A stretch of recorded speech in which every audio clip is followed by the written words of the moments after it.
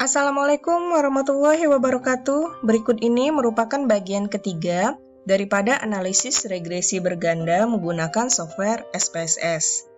Di bagian kedua sebelumnya, kita sudah belajar bagaimana melakukan regresi berganda serta membaca hasil output SPSS dan melakukan dua uji asumsi klasik, yaitu uji multikolinearitas dan yang kedua uji autokorelasi yang bisa dilakukan langsung dari hasil output yang sudah kita olah datanya melalui SPSS. Untuk dua uji asumsi klasik selanjutnya, yaitu uji normalitas dan uji heterokedastisitas, sebenarnya juga bisa berdasarkan hasil output yang sudah kita peroleh. Tapi karena sifatnya bias, karena hanya melihat berdasarkan grafik atau gambar, itu kita perlu lakukan uji yang lebih akurat. Nah, untuk yang pertama kita masuk dulu ke dalam uji normalitas. Uji normalitas di SPSS itu kita bisa lihat berdasarkan dua grafik. Grafik yang pertama adalah histogram. Caranya adalah ketika grafik batangan ini mengikuti daripada garis yang hitam, itu datanya berdistribusi normal. Nah, di dalam grafik ini ada beberapa garis biru, ada beberapa batangan biru yang melebihi garis hitamnya atau ada yang kurang. Nah, di sini kita nggak bisa ambil keputusan karena sifatnya bias. Ketika data kita lebih banyak lagi, nanti akan semakin lebih sulit untuk mengambil keputusannya. Nah, uji normalitas juga bisa dilakukan berdasarkan grafik normal probability. Keputusannya adalah ketika titik-titik biru mendekati garis hitam, itu datanya berdistribusi normal. Nah, karena kita punya datanya sedikit, cuma 30 atau N data adalah 30, makanya gampang mengambil keputusan pada normal probability plot. Di sini sudah dilihat titik-titiknya mendekati garis hitam yang merupakan rata-rata seluruh data. Artinya adalah data kita berdistribusi normal berdasarkan normal probability plot. Nah, karena berdasarkan dua grafik ini sifatnya bias, karena itulah kita harus melakukan pengujian kembali yang lebih akurat. Pengujian di SPSS untuk normalitas, kita gunakan uji Kolmogorov-Smirnov. Nah, uji ini mirip-mirip Jarky-Bera di EFUSE. Caranya adalah, kita tinggal klik di sini, Analyze, Non-Parametric Test, Legacy Dialogues, terus pilih One Sample Key S. Nah, ketika sudah ketemu menu seperti ini, kalian cari pilihannya Unstandardized Residual. Nah, jadi diarahkan aja kursornya, dipindahkan ke dalam test variable list. Setelah itu tinggal diklik OK saja. Nah, kita ke bawah kan itu merupakan hasil daripada Kolmogorov-Smirnov. Pengambilan keputusannya mirip-mirip seperti Jarky-Bera, di mana jika nilai signifikansi yang angka di bawah ini ya, lebih besar dari 0,05, artinya data kita berdistribusi normal. Dari sini dapat kita ambil kesimpulan karena nilai signifikansi Kolmogorov-Smirnov lebih besar dari 0,05, artinya data kita berdistribusi normal. Nah, jika sudah berdistribusi normal, uji asumsi klasik yang selanjutnya kita lakukan adalah uji heterokedastisitas. Heterokedastisitas gunanya adalah untuk melihat sebaran data. Sekarang coba kita lihat ke atas lagi hasil outputnya. Jadi ada 4 grafik standardized predicted value. Nih, coba lihat. Nah, ini grafik ini menggambarkan sebaran data khusus variabel abnormal return sukup. Di sini bisa dilihat datanya cenderung berkumpul pada satu titik. Seharusnya titik-titik yang abu-abu ini yang merupakan data kita, itu dia menyebar daripada sumbu 0 ke sumbu yang atas sini dan di sini juga di sini. Jadi menyebar keseluruhan grafik. Karena ini pengambilan keputusannya bias, apalagi kalau data kita sudah banyak, nah itu sangat sulit menentukan keputusannya. khusus untuk variabel abnormal return suku saja. Gimana variabel yang lain bisa dikebawahkan? Nah, ini merupakan variabel suku equity ratio. Jadi untuk variabel suku equity ratio bisa dilihat datanya lumayan menyebar. Nah, tapi kita susah juga mengambil keputusan karena sifatnya bias. Nah, variabel selanjutnya bisa dilihat ini untuk kategori obligasi atau rating obligasi AAA dan selanjutnya ke bawah. Seperti normalitas, karena hanya melihat grafik itu sifatnya bias, kita perlukan uji yang lain lagi supaya nanti hasilnya lebih akurat. Ini pengujiannya adalah melalui uji Glasser, mirip-mirip yang kita lakukan pada uji heterokedastisitas di Evius khusus pada data panel. Nah, caranya gimana? Kita buat satu variabel Y lagi, di mana variabel Y itu merupakan nilai residual yang sudah dinilai positifkan. Kalau di Evius kita pakai fungsi generate series, kalau di sini kita pakai fungsi transform variable. Nah, karena itu kita mulai lakukan uji Glasser. Caranya adalah klik transform, compute variable.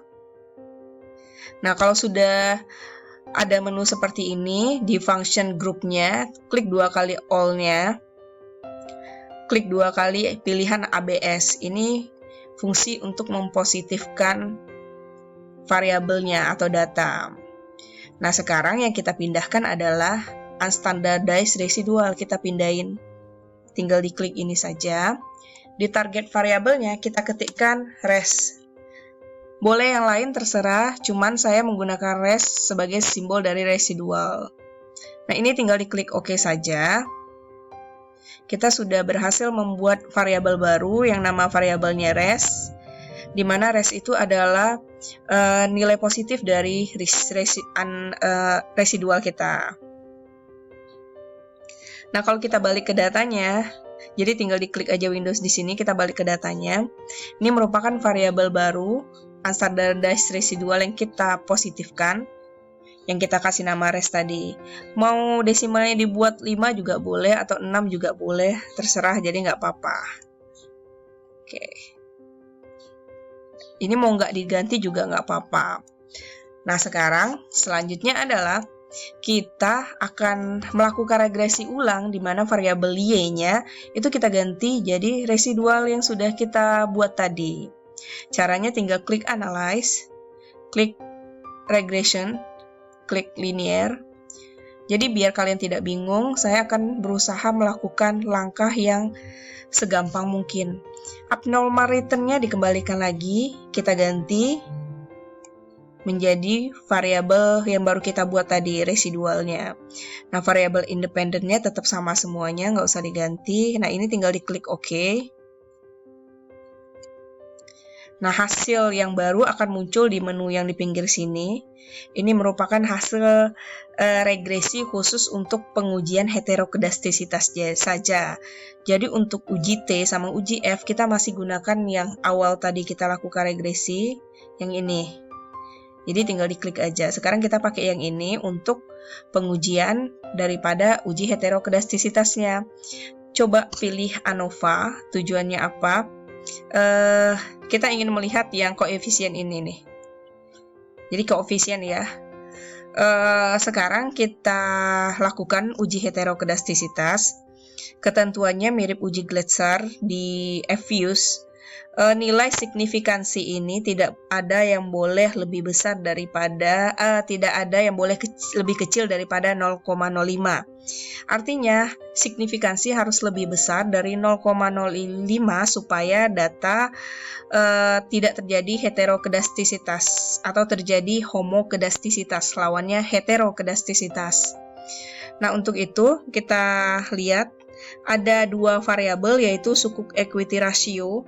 Ini 0,043 lebih kecil dari 0,05, artinya variabel suku equity ratio itu datanya menyebar secara tidak sama.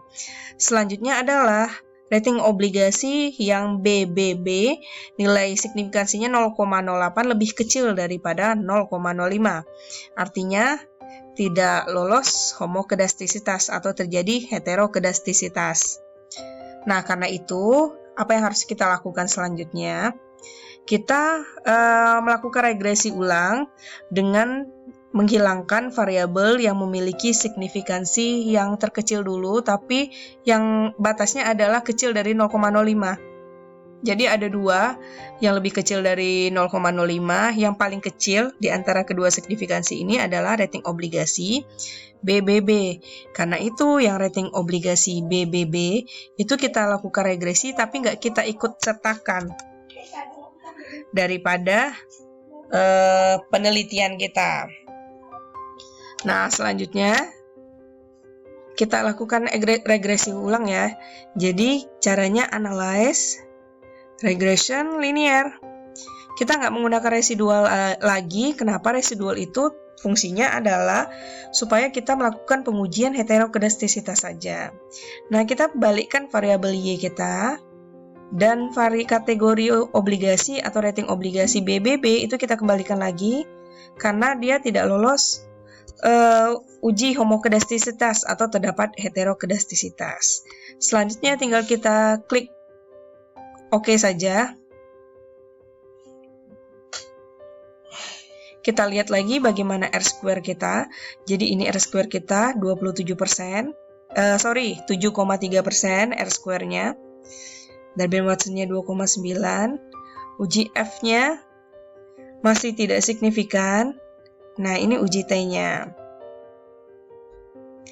Nah, ini adalah hasil estimasi output untuk menjawab hipotesis penelitian. Selanjutnya, setelah kita lakukan regresi, kita perlu lakukan uji heterokedastisitas ulang lagi dengan tidak memasukkan variabel dengan kategori obligasi BBB. Caranya adalah klik Analyze Regression Linear. Nah, abnormalitasnya kita kembalikan, kita masukkan residualnya. Tujuannya adalah kita ingin menguji apakah terjadi heterokedastisitas dengan variabel X-nya BBB rating obligasi sudah dikeluarkan, tidak dimasukkan kembali. Nah, ini tinggal diklik OK saja. Tinggal ke bawah, kita lihat signifikansinya. Nah, coba diperhatikan. Tadi variabel sukuk equity ratio-nya masih lebih kecil dari 0,05. Tapi ternyata setelah kategori obligasi BBB dihilangkan, itu koefisien sukuk equity ratio itu sudah lebih besar dari 0,05.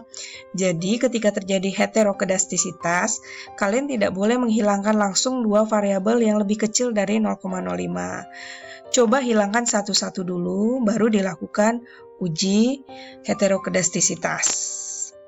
Nah, jadi output manakah yang kita gunakan untuk menjawab hipotesis penelitian kita untuk menentukan apakah variabel X berpengaruh terhadap variabel Y baik signifikan maupun baik simultan maupun parsial.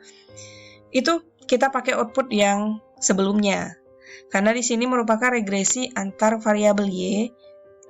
Coba lihat dependen Y-nya terhadap variabel X1, D1, D2, dan D3. D4-nya kita hilangkan. Inilah yang digunakan untuk menjawab hipotesis penelitian. Artinya di sini secara simultan atau uji F tidak ada pengaruh antara seluruh variabel X terhadap variabel Y. Dan secara parsial juga tidak ada yang berpengaruh satupun karena nilai signifikansi lebih kecil dari 0,05. Nah, gimana kalau misalnya hal tersebut terjadi, tidak ada satupun variabel X yang signifikan, itu tidak apa-apa. Jadi jangan dipaksakan ketika variabelnya tidak signifikan, uji T-nya harus signifikan. Jadi tidak apa-apa kalau tidak ada satupun variabel yang signifikan. Intinya adalah uji asumsi klasiknya kita lulus semuanya atau sudah melalui pengujian asumsi klasik. Untuk variabel X yang tidak signifikan terhadap variabel Y, itu kita bisa balik lagi ke dalam data kita atau kondisi yang terjadi realnya. Bisa jadi yang terjadi itu tidak sesuai dengan teoritis yang seperti yang kita pelajari. Nah, demikianlah penjelasan untuk uji regresi berganda dengan menggunakan software SPSS. Assalamualaikum warahmatullahi wabarakatuh.